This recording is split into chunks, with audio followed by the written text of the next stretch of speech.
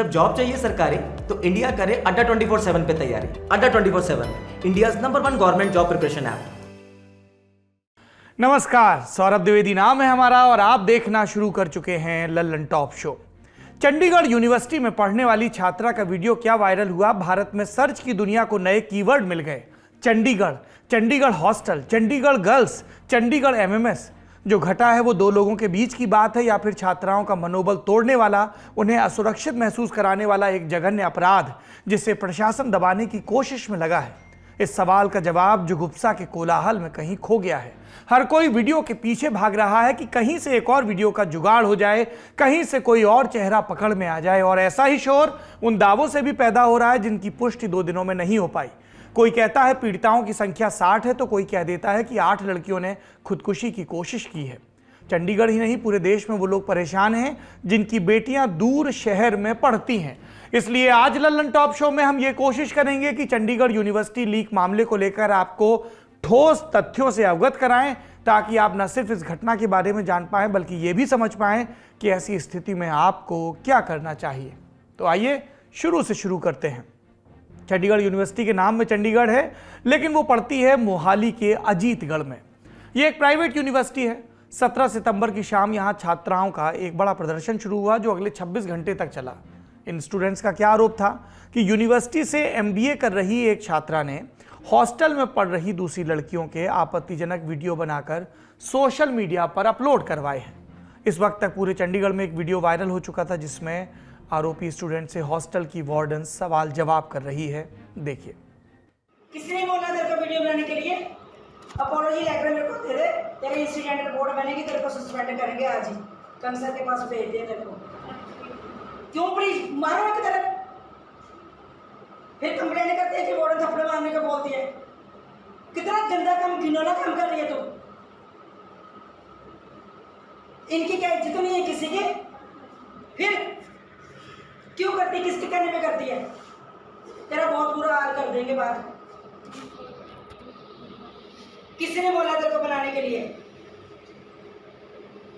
किसने बोला? वहां डीएसडब्ल्यू में तेरे मुंह से सब कुछ बुलवा लेना उन्होंने। कौन लड़का है वो? कहाँ का है वो? तो अब तू जानती है तभी तो उसको तो भेज रही है वीडियो। शिमला का तू कहाँ से है? फिर वो तेरे को जानता, तेरा पुराना यार दोस्त है वो। फिर तेरे को उसका क्या डर कि उसके कहने पे तो इनकी सबकी इज्जत उछाल रही है। यहाँ पढ़ता है वो? हाँ, कौन है लड़का वो? क्यों भेजती है उसको इनकी वीडियो बना के? क्यों भेजती है? वहां तेरा पुलिस में केस दे देना डीएसडब्ल्यू वालों ने। तू बनाते ही क्यों है? तेरे से उस लड़के का नंबर भी लेंगे, उस लड़के का तेरे से सब कुछ पूछेंगे, उसके घर तक पहुंचना, तेरे घर तक में तेरे को हॉस्टल में बिल्कुल नहीं रखूंगी। इसका इंसिडेंट रिपोर्ट बनेगी, मैं मैडम से बात करूंगी।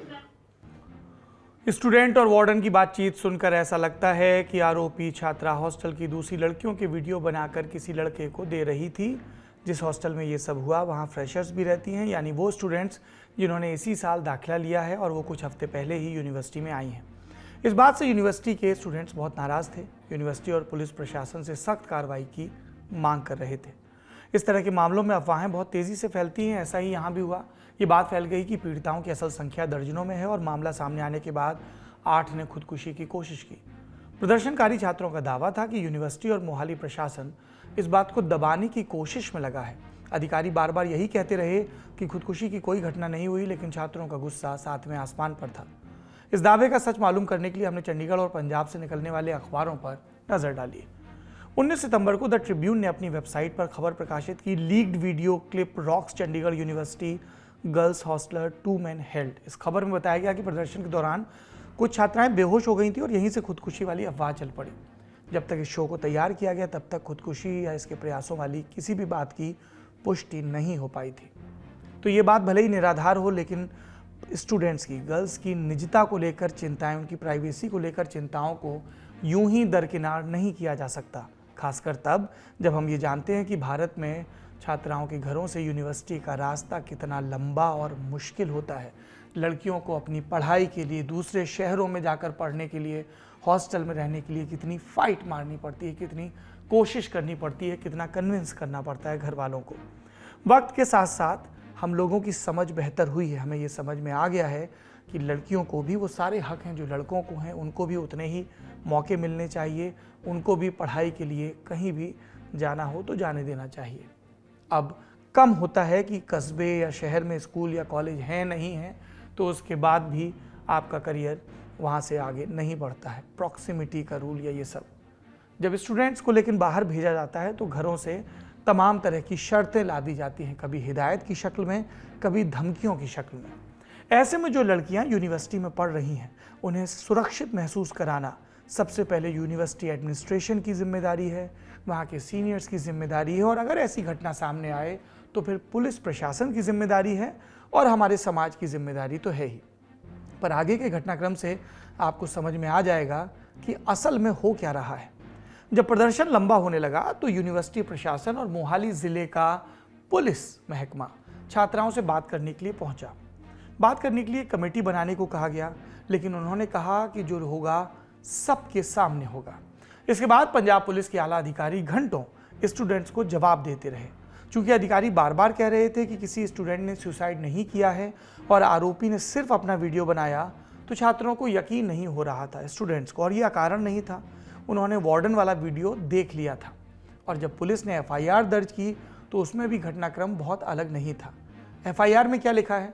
वार्डन राजविंदर कौर को 6 स्टूडेंट्स ने बताया कि आरोपी जो लड़की है वो वॉशरूम में उनके वीडियो बना रही थी। राजविंदर कौर ने सारी जानकारी हॉस्टल मैनेजमेंट को फ़ोन पर दी। उन्होंने स्टूडेंट्स को प्रबंधन के कार्यालय में आने को कहा। आरोपी छात्रा को भी प्रबंधक के ऑफिस में बुलाया गया। जब मैनेजर ने छात्रा का मोबाइल फ़ोन चेक किया तो पाया कि उसमें बहुत सारे वीडियो और फोटो डिलीट किए गए थे। जिस वक्त इस आरोपी छात्रा का मोबाइल फ़ोन प्रबंधक के पास था, फ़ोन पर लगातार कॉल और मैसेज भी रिसीव हो रहे थे। इस लड़की के मोबाइल फ़ोन पर एक नंबर से लगातार मैसेज आ रहे थे। ये नंबर एक लड़के का था जिसे छात्रा का बॉयफ्रेंड बताया गया। मैनेजर ने छात्रा को फ़ोन का स्पीकर ऑन करके उस युवक से बात करने को कहा। जब लड़की ने वीडियो क्लिप मांगी तो उसने लड़की के मोबाइल फ़ोन पर वीडियो का स्क्रीनशॉट भेज दिया। जब हॉस्टल प्रबंधक ने कड़ाई से पूछताछ की तो उसने स्वीकार कर लिया कि वीडियो उसी ने बनाए थे, उसी लड़की ने बनाए थे। प्रदर्शन के बाद किसी तरह प्रशासन ने छात्रों के साथ एक समझौता किया, वापस भेजा। इस समझौते के प्रमुख बिंदु क्या थे? क्या आश्वासन दिए गए लड़कियों को?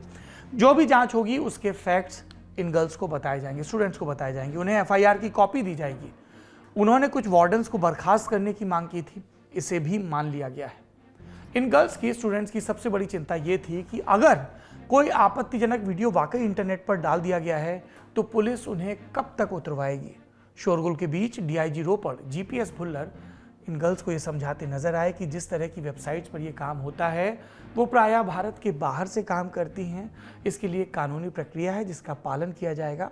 अगर कोई वीडियो डाला गया है तो उसे डिलीट करवाया जाएगा, वहाँ से हटवाया जाएगा। इस घटना के सामने आने के बाद से परिवार वालों का प्रेशर था ही, फिर यूनिवर्सिटी प्रशासन ने 24 सितंबर तक छुट्टी का ऐलान कर दिया। इसलिए स्टूडेंट्स बड़ी संख्या में यूनिवर्सिटी से लौटते देखे गए।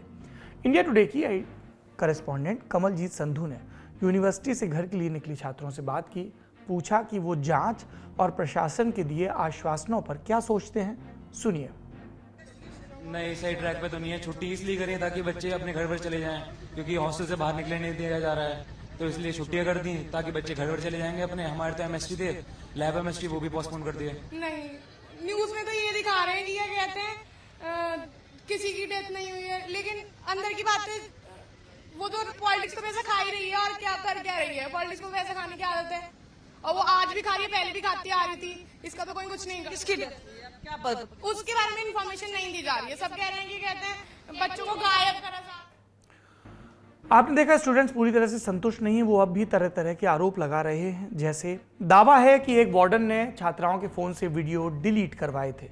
दावा कि कनाडा से एक शख्स ने कुछ छात्राओं को फ़ोन किया और कहा कि उसके पास वीडियो है, वो उन्हें वायरल कर देगा। इन दावों की सच्चाई 2 दिनों में साफ नहीं हो पाई। फिर कुछ गर्ल्स अब हॉस्टल में नहीं रहना चाहती, ऐसे में वो हॉस्टल की फ़ीस भी वापस चाहती हैं। यूनिवर्सिटी और प्रशासन इन सब चीज़ों को लेकर एक लाइन का जवाब दे रहा है, कुछ वक्त दीजिए, जांच के बाद स्थिति पूरी तरह साफ हो जाएगी। अब आ जाते हैं आरोपियों पर। मुख्य आरोपी तो यूनिवर्सिटी में पढ़ रही एक लड़की ही है, स्टूडेंट है, जिसके बारे में हम आपको बता चुके हैं। इससे हुई शुरुआती पूछताछ के आधार पर 2 लोगों को और गिरफ्तार किया गया है। सनी मेहता मुख्य आरोपी का बॉयफ्रेंड। बताया जा रहा है कि ये लड़का स्कूल ड्रॉप आउट है और हिमाचल प्रदेश के शिमला में पढ़ने वाले रोहड़ू में एक बेकरी में काम करता है। पंजाब पुलिस से मिली जानकारी के बाद हिमाचल पुलिस ने सनी के फ़ोन को ट्रैक किया और उसे 18 सितंबर की शाम को हिरासत में लिया। इसके बाद सनी को पंजाब पुलिस के सुपुर्द कर दिया गया, जिसने उसे भारतीय दंड संहिता यानी आईपीसी की धारा 354 लगाकर गिरफ्तार किया। किसी महिला की लज्जा भंग करने के मामले में यह धारा लगाई जाती है। सनी पर आईटी एक्ट की धाराएं भी लगाई गई। दूसरा आरोपी रंकज वर्मा, ये सनी और आरोपी छात्रा का दोस्त बताया जाता है। हिमाचल प्रदेश के ठियोग का रहने वाला है और शिमला की एक ट्रैवल एजेंसी में काम करता है। द ट्रिब्यून अखबार के मुताबिक छात्रा ने कहा था कि वो वीडियो सनी को भेजती थी, लेकिन जब दूसरी स्टूडेंट ने उससे सवाल जवाब किए तो उसने रंकज की तस्वीर दिखाई। रंकज अब पंजाब पुलिस की कस्टडी में है और शुरुआती जानकारी के मुताबिक आरोपी छात्रा का वीडियो उसके फ़ोन में बरामद भी हुआ है। आज मोहाली पुलिस ने इन तीनों आरोपियों को खरड़ मोहाली की अदालत में पेश किया। इंडिया टुडे संवाददाता मंजीत सहगल के मुताबिक पुलिस ने जज के सामने आरोपियों के मोबाइल फ़ोन रखे और एक तस्वीर भी दिखाई।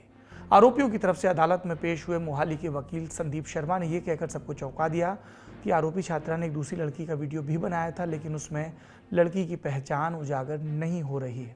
मतलब इस बात में दम है कि आरोपी लड़की सिर्फ खुद की वीडियो नहीं बना रही थी। अगर ये बात वाकई सही है तो ये सवाल खड़ा होता है कि यूनिवर्सिटी और मोहाली प्रशासन किस आधार पर यह कह रहे हैं कि आरोपी छात्रा ने सिर्फ खुद के वीडियो बनाकर भेजे थे। अदालत की कार्रवाई के दौरान पंजाब पुलिस ने तीनों आरोपियों को 10 दिन की रिमांड पर भेजने की अपील की थी, लेकिन कोर्ट ने 7 दिन की रिमांड दी। क्योंकि मामला संवेदनशील है, इसलिए आरोपियों के वकील के खुलासे पर पुलिस ने कोई टिप्पणी नहीं की। पुलिस अधिकारी अपने 18 सितंबर के वादे पर ही कायम है कि अगर आरोपियों के मोबाइल फ़ोन से कोई वीडियो डिलीट हुआ है तो उसे रिट्रीव किया जाएगा। पुलिस तीनों के मोबाइल की फॉरेंसिक जांच करवाने वाली है। इस जांच का फोकस बिंदु किन चीज़ों पर होगा? पहला, आरोपी छात्रा ने कितने वीडियो बनवाए। दूसरा, इन वीडियो में हॉस्टल की कितनी लड़कियां नजर आ रही हैं। तीसरा, ये कथित वीडियो किस किस के साथ शेयर किए गए। इस पूरे प्रकरण से जुड़े हर स्टेक होल्डर को फॉरेंसिक जांच के नतीजों का इंतजार है, जिसे पूरा होने में कुछ वक्त लग सकता है। ताज़ा जानकारी ये है कि भगवंत मान सरकार ने मामले में एक एसआईटी का गठन कर दिया है, जिसमें तीनों आला अधिकारी महिला हैं। राष्ट्रीय महिला आयोग ने भी घटना का संज्ञान लिया है और पंजाब सरकार से सख्त कार्रवाई करने को कहा है। इस मामले में जो भी अपडेट्स होंगे हम आपको ज़रूर बताएंगे, लेकिन फिलहाल के लिए हम आपको एक्सपर्ट्स के हवाले से ये बताना चाहते हैं कि अगर ऐसा कोई आपत्तिजनक वीडियो आपको हटवाना पड़े तो क्या प्रोसेस है और आपके साथ धोखा करने वाले शख्स को आप क्या सज़ा दिलवा सकते हैं। देखिए, इस तरह के मामलों में 3 चीजों को समझने की जरूरत है। पहला, कि कानून और अदालती सिस्टम क्या है। दूसरा, पुलिस और रेगुलेटरी सिस्टम क्या है। और तीसरा, जो इंटरनेट कंपनियां या सोशल मीडिया प्लेटफॉर्म है उनका सिस्टम क्या है। और सबके अलग अलग नियम कायदे कानून हैं। तो अब अगर हम तीसरे सवाल का जवाब पहले दें कि जो कंपनियां हैं, इन कंपनियों के अपने नियम हैं और उन नियमों के अनुसार अगर कोई ऑब्जेक्शनेबल कंटेंट है तो वो कंपनियां हटा सकती हैं शिकायत पर या कोर्ट के आदेश पर। दूसरे नंबर पर पुलिस या जो रेगुलेटरी अथॉरिटीज हैं वहां पर हम अगर शिकायत दर्ज कराएं कि इस जो कंटेंट से किस तरह से आपत्तिजनक है या किस तरीके से उससे दिक्कत है, तो उसमें कंप्लेंट के बाद अगर जांच के बाद सही होती है तो फिर पुलिस अथॉरिटीज उसको वापस करा सकती हैं। और तीसरा, अदालतों में जाकर मुकदमा फाइल करना और उसके खिलाफ आदेश लाना। भारत में 2 कानून प्रमुख हैं। पहला, इंफॉर्मेशन टेक्नोलॉजी एक्ट और दूसरा, इंडियन पेनल कोड, भारतीय दंड संहिता। तो हम अगर चंडीगढ़ के मामले में देखें तो पुलिस ने 2 मामलों में 2 सेक्शंस में एफआईआर दर्ज की है। पहली है आईटी एक्ट के सेक्शन 66E और दूसरी है आईपीसी के सेक्शन 354C और C। अब ये सुनिए कि भारत में प्राइवेसी का जो राइट है वो कितना सुरक्षित है, और जब ऐसे मामले सामने आते ही रहते हैं तो सरकार ने अभी कानून क्यों नहीं बनाया। निजता का अधिकार एक अधिकार है जिसमें भारत में सबसे ज्यादा पैराडॉक्स यानी विरोधाभास हैं। संविधान के अनुच्छेद 21 के तहत इसको जीवन का अधिकार सुप्रीम कोर्ट ने माना है। पुट्टस्वामी मामले में 9 जजों के बेंच ने बोला है कि निजता का अधिकार जीवन के अधिकार के बराबर है। उसके बावजूद पिछले 5 साल में सरकार और संसद इस बारे में कानून नहीं बना पाई हैं। तो अधिकार होने के बावजूद कानून नहीं बनने की वजह से वह अधिकार लोगों को मिल नहीं रहा है। दूसरा, 2011 में आईटी एक्ट के अनुसार आईटी रूल्स बने थे, इंटरमीडिएट रूल्स बने थे, और उसमें इन कंपनियों को एक जवाबदेही थी कि शिकायत निवारण तंत्र बनाना, कि अगर मान लीजिए कि किसी का गलत फेसबुक पेज है या किसी की आपत्तिजनक पोस्ट है, तो पॉल्यूटर पेज प्रिंसिपल, जिसने गलत किया है उसी के जवाबदेही के तहत इन कंपनियों को उस आपत्तिजनक कंटेंट को 48 घंटे के भीतर हटाना था। इस मामले पे के.एन. गोविंदाचार्य, उन्होंने महिलाओं और बच्चों की सुरक्षा, डेटा की सुरक्षा के संदर्भ में हाई कोर्ट में पिटीशन फाइल की, जिसमें अगस्त 2013 में 9 साल पहले दिल्ली हाई कोर्ट ने आदेश दिया कि सारी कंपनियां शिकायत अधिकारी की नियुक्ति करें। शिकायत अधिकारी का काम यह था कि अगर किसी को कोई भी शिकायत है तो वो उनको बताएगा और पुलिस और कोर्ट कचहरी में गए बगैर उसका निराकरण हो जाएगा। इन कंपनियों ने शिकायत अधिकारी की नियुक्ति आयरलैंड और अमेरिका में कर दिया। उसके बाद सरकार ने 2021 में एक रिवाइज्ड रूल्स बनाए। सरकार अदालत के सामने बार बार बोलती है कि इन सारी कंपनियों ने कंप्लायंस कर दिया है, फिर भी अगर पुलिस, आईबी या सीबीआई को भी जरूरत पड़ती है तो वो विदेशी कंपनियों के आगे रिक्वेस्ट करते हैं, लेकिन भारत में ग्रीवांस रिड्रेसल सिस्टम कोई भी नहीं है। और अब सरकार बोल रही है कि हम आईटी एक्ट और प्राइवेसी लॉ को मिला करके एक कॉम्प्रिहेंसिव कानून बनाएंगे, लेकिन फिलहाल भारत डिजिटल का सबसे बड़ा बाजार है, लेकिन इस बाजार के नियम बनाने के लिए, इसको एक लोगों की शिकायतों के निराकरण के लिए अभी तक व्यवहारिक और कानूनी व्यवस्था नहीं बनी। इस खबर पर हमारी नज़र बनी रहेगी। ललन टॉप पर आपको सारे फैक्ट्स मिलते रहेंगे, फैक्ट्स मिलेंगे, किसी किस्म की अफवाह नहीं। ये थी आज की दिन की बड़ी खबर। अब गौर करते हैं सुर्खियों पर।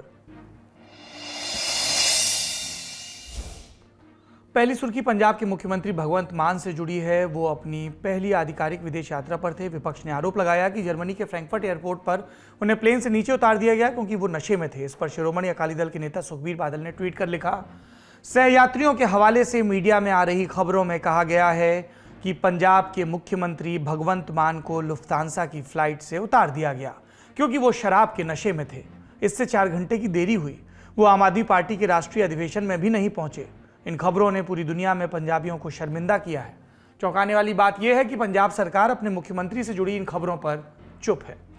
कांग्रेस भी इस मुद्दे पर भगवंत मान को घेर रही है। विधानसभा में नेता विपक्ष प्रताप सिंह बाजवा ने प्रेस कॉन्फ्रेंस कर गंभीर आरोप लगाते हुए कहा, केंद्र को नागरिक उड्डयन मंत्री ज्योतिरादित्य सिंधिया के साथ इस मुद्दे पर चर्चा करनी चाहिए, जो लुफ्तांसा से पूछताछ करें और कारण सार्वजनिक करें। जबकि आम आदमी पार्टी विपक्ष के इन आरोपों को निराधार बता रही है।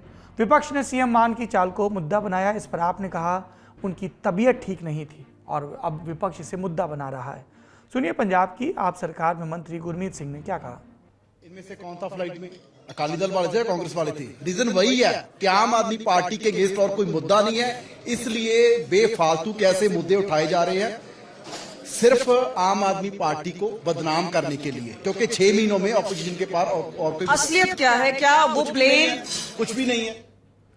आरोप प्रत्यारोपों से इतर इस मामले पर लुफ्तांसा एयरलाइंस का बयान भी आया है। उनकी तरफ से कहा गया कि फ्लाइट में देरी की वजह इसलिए हुई क्योंकि एयरक्राफ्ट को बदलना पड़ा, और दूसरी बात उन्होंने ये कही कि हम यात्रियों से जुड़ी जानकारी को सार्वजनिक नहीं करते हैं, कौन बोर्ड हो रहा है कौन नहीं और उसकी वजह क्या है, ये हमारा पर्सनल मामला है। हालांकि सूत्रों के हवाले से ये खबर भी चली कि भारत के मंत्रालयों ने अपने समकक्षों से इसके बारे में और जानकारी मांगी है। मान से जुड़ी एक और खबर है। दिल्ली में अरविंद केजरीवाल सरकार की ही तरह पंजाब में भी भगवंत मान सरकार विश्वास मत हासिल करेगी। ऐसा कर मान ये साबित करेंगे कि आम आदमी पार्टी के सभी विधायक एकजुट हैं। विश्वास मत परीक्षण के लिए 22 सितंबर को पंजाब विधानसभा का 1 दिन का विशेष सत्र बुलाया गया है। मुख्यमंत्री भगवंत मान ने एक वीडियो ट्वीट कर खुद इसकी जानकारी दी है।